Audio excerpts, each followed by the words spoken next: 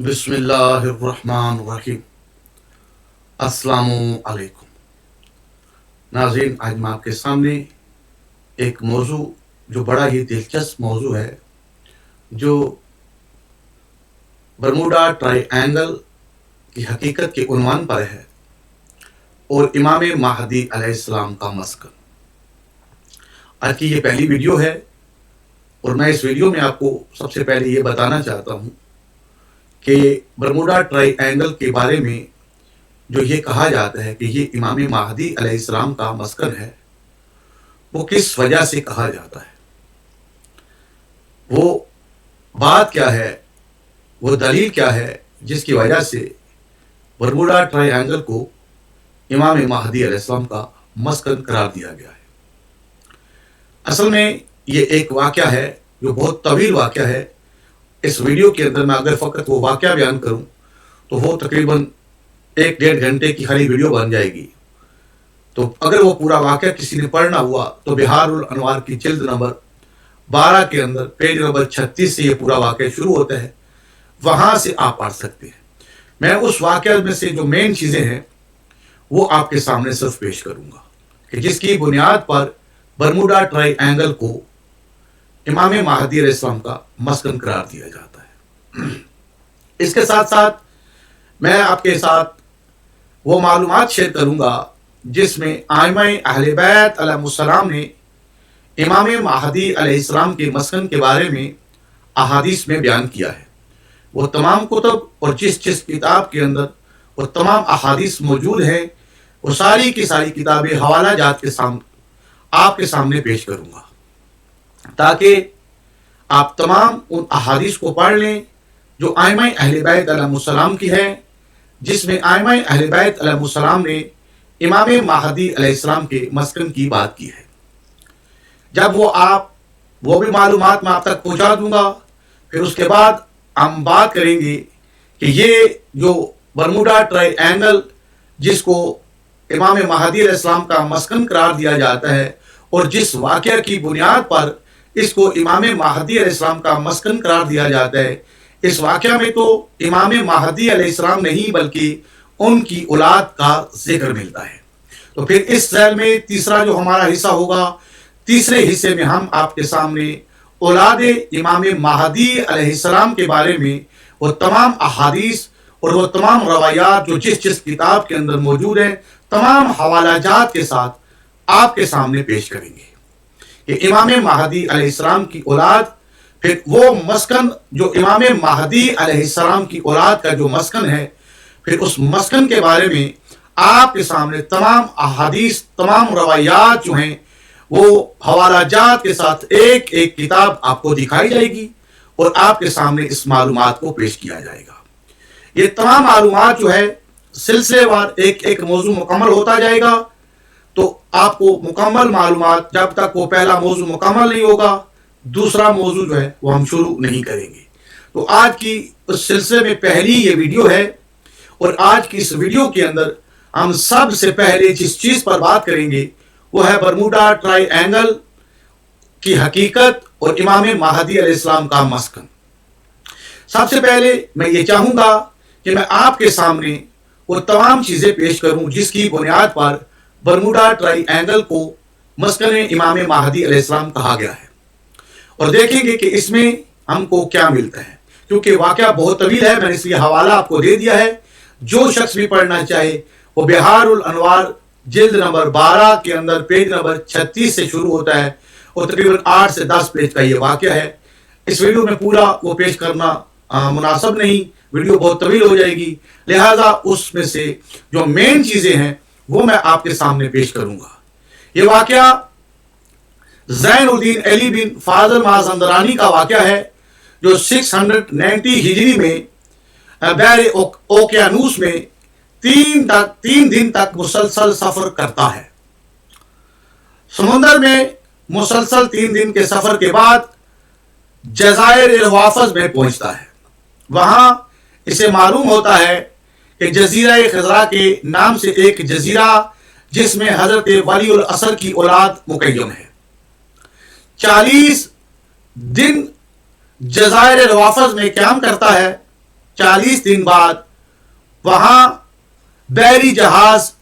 جزیرہ خضرا سے سامان خورد و نوش لے کر ان جزائر روافظ میں پہنچتے ہیں۔ یہ ساحل سمندر پر جاتا ہے۔ جہاز کا کپتان زین الدین کا اور اس کے باپ کا نام لے کے پکارتا ہے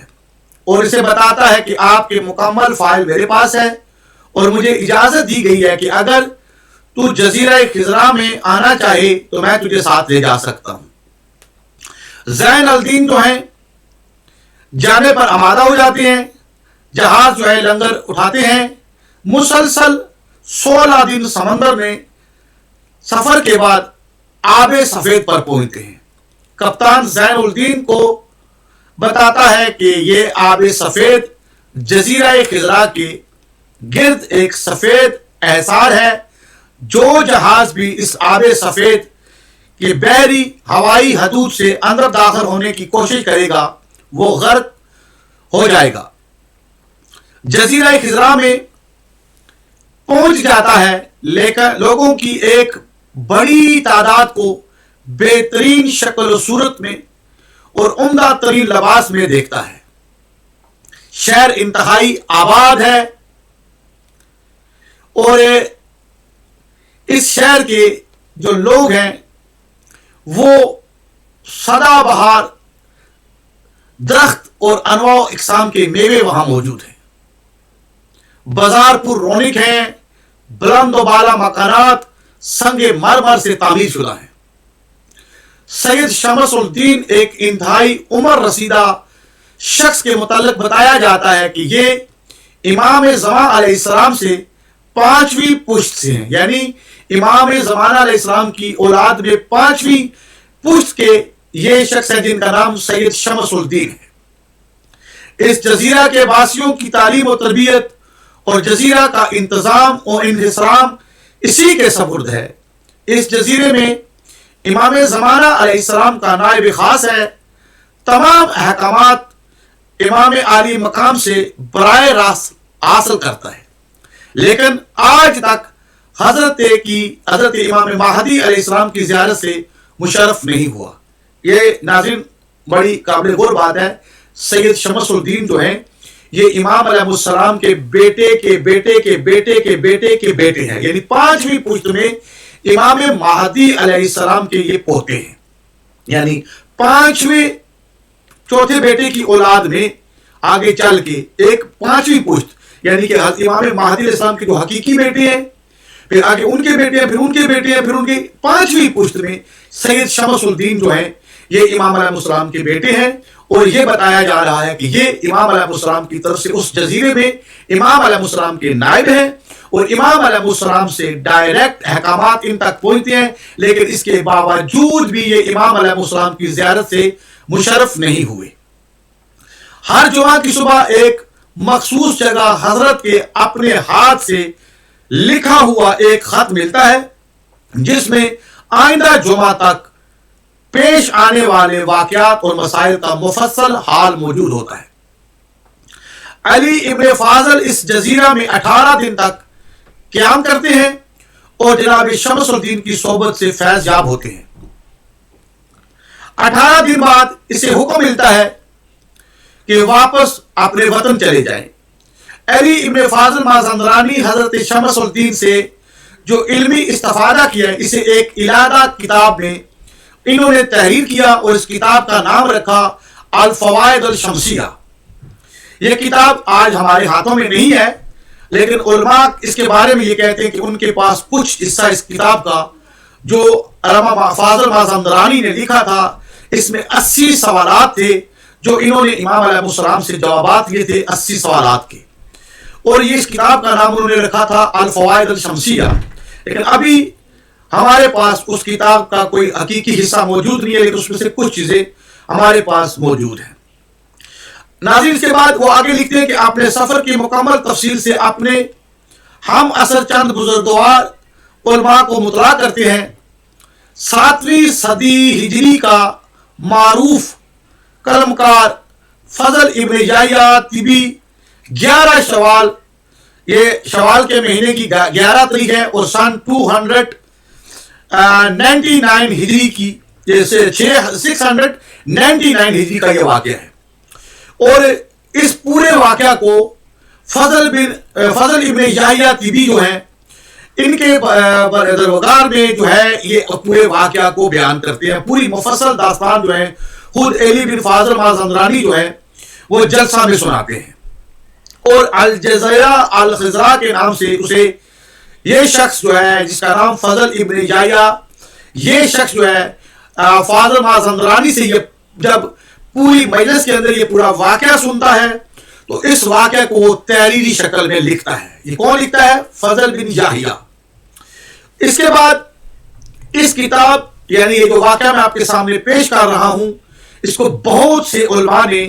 اپنی کتابوں میں لکھا ہے، اور ان کے نام بھی میں آپ کو بتا دیتا ہوں تاکہ آپ لوگ جو ہے ان کتابوں کو دیکھ کے، یہ جو ابھی میں نام بتاؤں گا اس سے مراد ہرگز یہ نہیں کہ فقط یہ کتابیں، بہت زیادہ تعداد کے اندر اس واقعہ کو لکھا گیا ہے۔ پورا واقعہ ان کتابوں کے اندر آپ پڑھ سکتے ہیں، جیسا میں نے آپ کو پہلے بھی بتایا کہ بہار الانوار جلد نمبر 12 کی پیج نمبر 36 سے یہ واقعہ شروع ہوتا ہے۔ اس کے علاوہ جو یہ واقعہ ہے، شہید اول نے اپنے دست مبارک سے ایک کتاب میں تحریر کیا ہے، جو کہ آپ کو نجف لائبریری میں اس کا نسخہ مل سکتا ہے۔ اس کے علاوہ ہمارے پاس محقق کرکی ہیں،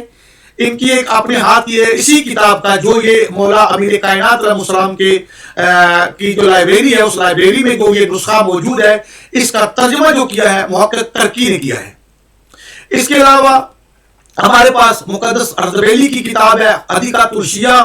اس کے اندر بھی یہ واقعہ موجود ہے۔ اسی طرح شیخ عامری جو ہے وسائل الشیعہ والے، انہوں نے اپنی ایک کتاب ہے جس کا نام ہے اسباط الہدایہ۔ اسباط الہدایہ جو ہے اس کتاب کے اندر بھی انہوں نے فاضل مازندرانی کا پورا واقعہ بیان کیا ہے۔ اس کے علاوہ وحید بیبانی جو ہیں، انہوں نے اس مضمون کے مطابق کافی فتوے بھی دیے ہوئے ہیں اپنی کتاب کے اندر، اور بحر العلوم اپنے رجال میں اسے سند لیتے ہیں۔ یہ جو فاضل مازندرانی جو ہیں ان سے سند لیتے ہیں بحر العلوم جو ہے اپنے رجال کے اندر۔ اسی طرح ہمارے ایک عالم قاضی نور اللہ شستری جو بڑے مشہور ہیں، بڑے علماء اہل تشیع جو ہیں، اہل سنت بھی ان کے بارے میں بہت زیادہ جانتے ہیں، یہ بڑے مشہور ہمارے ایک شیعہ عالم ہیں نور اللہ شستری صاحب، تو انہوں نے بھی اس چیز کو ذکر کیا ہے۔ اس کے علاوہ مرزا افندی جو ہیں ریاض العلماء کے اندر اس علامہ مازندرانی کا ذکر کرتے ہیں اور اس واقعہ کا ذکر کرتے ہیں۔ مرزا نوری جو ہیں، ان کی کتاب ہے جنت المأویٰ، اور اس کے علاوہ یہ مشہور جو ہے نا مرزا نوری، یہ جنت المأویٰ سے ہیں، اور ان کی ایک اور مشہور کتاب ہے النجم الثاقب۔ اس النجم الثاقب کے اندر بھی اس واقعہ کو انہوں نے تحریر کیا ہے۔ اسی طرح بہت سے ہمارے شیعہ علماء نے اس واقعہ کو نقل کیا ہے۔ یہ میں اس لیے آپ کے سامنے بیان کر رہا ہوں تاکہ کسی کو یہ نہ لگے کہ یہ فقط ایک عالم نے یہ واقعہ نقل کیا ہے۔ تو یہ وہ واقعہ تھا ناظرین جو میں نے آپ کے سامنے پیش کیا، اور باقی کتب کے حوالے بھی دیے کہ یہ واقعہ جو ہے ان علماء نے لکھا، اور یہ پورا واقعہ بڑا طویل ہے۔ اس میں سے مختصر جو مین چیزیں تھی وہ میں نے آپ کے سامنے بیان کی، اور اس میں جو مین چیزیں تھی وہ میں نے آپ کو بتائی تھی کہ جب یہ مازندرانی صاحب اس قلعہ نما گاؤں یا شہر کہہ لیں جہاں وہ بستی آباد تھی، وہ سمندر کے کنارے پر تھی، طویل واقعہ ہے، مختصر یہ کہ وہاں یہ وقت گزارتے ہیں، وقت گزارتے ہوئے یہ نوٹ کرتے ہیں کہ یہ تو جزیرہ جو جہاں موجود ہے، جہاں پر یہ لوگ رہ رہے ہیں، یہاں تو ان کے کھانے پینے کا انتظام، یعنی جس طرح زمین ہوتی ہے، کھیتی باڑی ہوتی ہے، لوگ کھاتے ہیں، مجھے تو اس طرح کی کوئی چیز نظر نہیں آ رہی، تو یہ کھانے پینے کا انتظام ان کا کیسے ہے؟ تو اس کے بعد جب یہ سوال کرتے ہیں تو اس علاقے کے رہنے والے لوگ جو شیعہ ہیں، جن کو رافضیوں کا جزیرہ کہا جاتا ہے، مازندرانی کہتے ہیں کہ انہوں نے مجھے جواب دیا کہ یہ تو تم کو ساحل کا کنارہ نظر آ رہا ہے سمندر کا جس پر ہماری بستی ہے، اس ہی سمندر سے کچھ کشتیاں آتی ہیں سال میں 2 دفعہ، اور ہمارے سال کا اور راشن، کھانے پینا یا ہماری ضروریات کی ہر چیز وہ ہم کو یہاں دے جاتے ہیں۔ وہ کہتا ہے کہ مازندرانی کہتی ہے کہ میں نے ان سے سوال کیا کہ یہ سال میں کب آتا ہے؟ انہوں نے کہا کہ سال میں 2 دفعہ آتا ہے، 1 دفعہ آ چکا ہے اور ایک بار ابھی آنا ہے۔ تو اب میں نے ان سے یہ گزارش کی کہ یہ بتا سکتے ہیں کہ وہ کب آئے گا؟ تو انہوں نے کہا کہ ابھی کافی وقت باقی ہے اس سامان کو پہنچانے میں، ابھی وہ وقت پورا نہیں ہوا تو کافی وقت لگے گا۔ تو معاذ اندرانی صاحب کہتے ہیں کہ میں نے خدا کی بارگاہ میں دعا کی کہ اے خدا کاش کہ وہ لوگ آئیں تو میں بھی ان کو دیکھوں کہ آخر وہ کون ہے، وہ کہاں سے لا کے ان کو دیتے ہیں۔ مختصر یہ کہ اس کے بعد وہ آتی ہے، وہ کشتیاں آتی ہیں، ان کو خوراک دیتی ہے، وہ وقت ان کے ساتھ گزارتے ہیں۔ طویل واقعہ ہے، بہت طویل واقعہ ہے۔ اس میں جو مین چیزیں تھی وہ یہ تھی کہ پھر ایک شخص جو ہے وہ ان کو لے کے اسی کشتیوں میں جو کشتیاں لے کے آتے ہیں، جن میں سامان لے کے آتے ہیں، انہی میں سوار کر کے سفر کرتے ہیں۔ 18 یا 16 دن کا یہ سفر ہوتا ہے سمندر کے اندر، اور یہ سفر کرتے رہتے ہیں۔ ایک مقام آتا ہے، وہاں پر سفید پانی شروع ہو جاتا ہے۔ تو مازندرانی جو ہے وہ کہتے ہیں کہ جب میں اس پانی کو دیکھتا ہوں تو میں سوال کرتا ہوں یہ پانی تو باقی پانیوں سے مختلف ہے، اس کا کلر تو سفید ہے۔ تو وہ شخص جس سے میں سوال کرتا ہوں جو امام علیہ السلام کی طرف سے ہوتا ہے، وہ مجھے جواب دیتا ہے کہ یہی تو آب سفید جو ہے یہ دیوار ہے بحر خزاں کے لیے، جو آگے والا حصہ ہے اس کی دیوار ہے۔ یہاں جو کشتی آئے گی، جو جہاز آئے گا، وہ یہاں اندر نہیں جا سکے گا۔ یہ ایک احسار ہے، یہ ایک قلعہ نما ہے، اور یہاں اندر کسی کو اجازت نہیں کوئی اندر آ سکتا ہے۔ ناظرین یہ وہ پوائنٹ ہے جس کی بنیاد پر برموڈا ٹرائی اینگل کو مقام صاحب الزمان علیہ السلام قرار دیا گیا اس واقعہ کی بنیاد پر۔ اور اس واقعہ میں آگے چل کے جو میں نے آپ کے سامنے بیان کیا وہ یہ تھے کہ اس شہر کے اندر، اس جزیرے کے اندر امام علیہ السلام کی طرف سے، امام علیہ السلام کی پشت سے 5ویں نسل کا ان کا جو بیٹا ہے سید شمس الدین، وہ یہاں پر کافی عمر رسیدہ ہے۔ جو اس جزیرے میں جتنے بھی لوگ آباد ہیں، یہ مازندرانی صاحب فرماتے ہیں جن کو میں نے اپنی آنکھوں سے دیکھا ہے، وہ بڑے خوبصورت ترین ہیں، اور خوبصورت ان کے لباس ہیں۔ ہر چیز اس مقام کی ایک عجیب خوبصورت ترین خوبصورت سی، اور وہاں کے جو مکانات بنے ہوئے ہیں وہ مرمر سے بنے ہوئے ہیں۔ اور وہاں پر سید شمس الدین جو ہے امام علیہ السلام کی طرف سے وہاں پر نائب ہے امام علیہ السلام کے، اور ہر جمعے کے دن امام علیہ السلام کی طرف سے ان کو ایک خط ملتا ہے جو امام علیہ السلام اپنے ہاتھ سے تحریر کرتے ہیں۔ پورے ہفتے کی جو ضروریات ہیں، جس چیز کی ضرورت ہے، جو مسائل ہیں، ان تمام کا حل اس خط میں امام علیہ السلام سید شمس الدین کو دے دیتے ہیں۔ لیکن سید شمس الدین بھی امام علیہ السلام کی زیارت نہیں کرتے، نہ وہ امام علیہ السلام کو انہوں نے دیکھا ہے۔ پاس ان کا رابطہ اس خط کے ذریعے ہے، اور وہ ایک پہاڑی ہے، اس پہاڑی پر ایک چشمہ ہے، اس چشمے کے پاس ایک درخت لگا ہوا ہے جہاں 2 سپاہی ہر وقت تعین رہتے ہیں، اور وہاں پر وہ خط آتا ہے، اور خط امام کا سید شمس الدین تک پہنچ جاتا ہے۔ مختصر یہ کہ ناظرین اس پورے واقعہ کے اندر امام علیہ السلام کی اولاد کا ذکر ہے، اور اس جزیرہ کے اندر سید شمس الدین جو ہے وہ امام علیہ السلام کی طرف سے ایک نائب ہونے کی حیثیت سے لوگوں کو تعلیم اور تربیت کر رہے ہیں۔ اس واقعہ میں اگر کوئی کہے کہ یہ امام علیہ السلام کا مسکن ہے، تو ناظرین یہ واقعہ جو ہے جس کو دلیل بنایا جاتا ہے، اس واقعہ میں امام علیہ السلام کا ذکر نہیں، بلکہ اگر یہ جزیرہ بنتا ہے، میں اپنی طرف سے کوئی رائے نہیں دے رہا، اس واقعہ کی نوعیت سے جو واقعہ جو موجود ہے، اس واقعہ کی نوعیت سے یہ بنتا ہے کہ پھر یہ امام علیہ السلام کی اولاد کا جزیرہ تو ہو سکتا ہے، امام علیہ السلام کا نہیں۔ کیوں کہ امام علیہ السلام کا یہ جزیرہ یا مسکن اس لیے نہیں بن سکتا کیونکہ اب آگے چل کے جب میں آپ کو ائمہ اہل بیت علیہ السلام کی وہ تمام روایات اور احادیث جو آپ کے سامنے پیش کروں گا، آپ خود فیصلہ کر لیں گے کہ واقعتاً یہ امام علیہ السلام کا مسکن نہیں، بلکہ یہ ان کی اولاد کا اس جگہ سے ثابت ہو رہا ہے۔ اور آگے چل کے آپ کو امام علیہ السلام کی اولاد کے بارے میں بھی آپ کے سامنے تفصیل سے، جیسے میں نے آپ سے وعدہ کیا، میں تفصیل سے تمام معلومات، تمام معتبر سے معتبر کتب آپ کے سامنے پیش کروں گا جہاں امام علیہ السلام کی اولاد کا تفصیل سے ذکر موجود ہے۔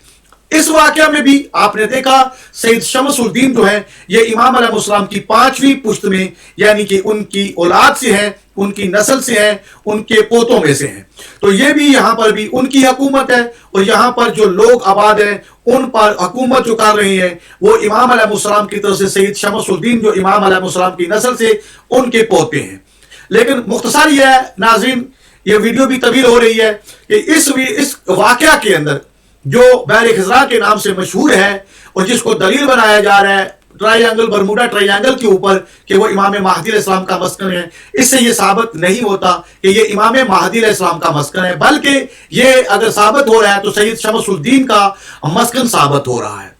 इंशाल्लाह दूसरी वीडियो का इंतजार करें। मेरी ये कोशिश होगी कि अब इसके बाद, क्योंकि यहां से ये वाकया जो ये साबित कर रहा है, ये इमाम अलैहिस्सलाम का मस्कन नहीं बल्कि इमाम अलैहिस्सलाम की औलाद का मस्कन साबित कर रहा है। तो अब हमारा अगला जो मौजू, हमारी जो अगली जो वीडियो आएगी, उसमें हम सिर्फ और सिर्फ इमाम महदी अलैहिस्सलाम की औलाद पर दलाइल को पेश करेंगे, जो कुतुब के अंदर, बड़ी बड़ी कुतुब के अंदर उलमा ने लिखे हुए हैं, जो आम महफिलों के अंदर, आम मजालिस के अंदर बयान नहीं किए जाते, लेकिन ये किताबों के अंदर मौजूद है। मैं ये मनवाने के लिए नहीं, सिर्फ इस मालूमात को आप तक शेयर इसलिए कर रहा हूं ताकि जो भाई तहकीक करते हैं और वो मजीद तहकीक करके कोई एक पॉइंट या कोई एक नुक्ता हमको समझाएं, जिससे हमको फायदा हासिल हो और हमको कुछ ना कुछ हासिल हो, कुछ ना कुछ मिल जाए, ताकि हमारे यकीन में मजीद इजाफा हो। तो मेरा ये किसी चीज को मनवाने के लिए मैं वीडियोस नहीं बनवा रहा, सिर्फ मालूमात को शेयर कर रहा हूं कि कुतुब के अंदर क्या क्या मौजूद है जो आम मजालिस में या आम मेंबरों से बयान नहीं होता।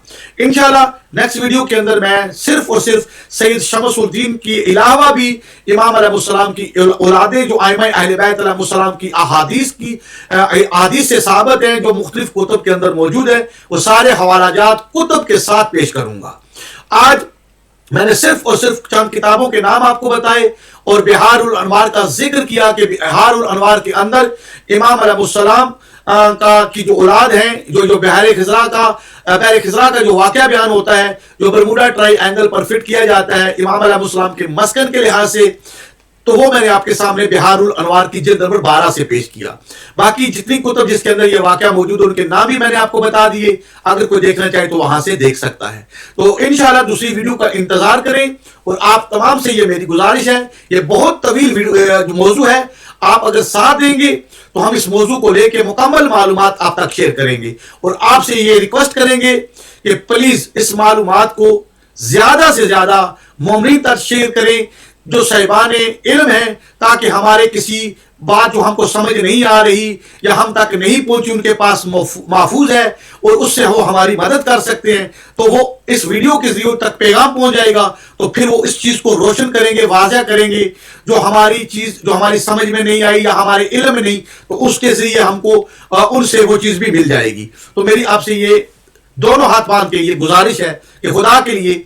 इस मालूमात को ज्यादा से ज्यादा मोमिन तक पहुंचाएं, खास करके साहिबान इल्म तक, ताकि उनके सामने जब इस तरह के सवाल पहुंचे तो जो इल्म उनको मोहम्मद अलैहिस्सलाम की तरफ से मिला हुआ है, वो हम लोगों तक, जो सादा लोग मुझ जैसे जो कम इल्म मोमिन है, उन तक वो इल्म पहुंचे, ताकि हम उसे फायदा हासिल कर सकें। तब तक के लिए इजाजत चाहता हूं, दुआ में याद रखिएगा। अस्सलामु अलैकुम।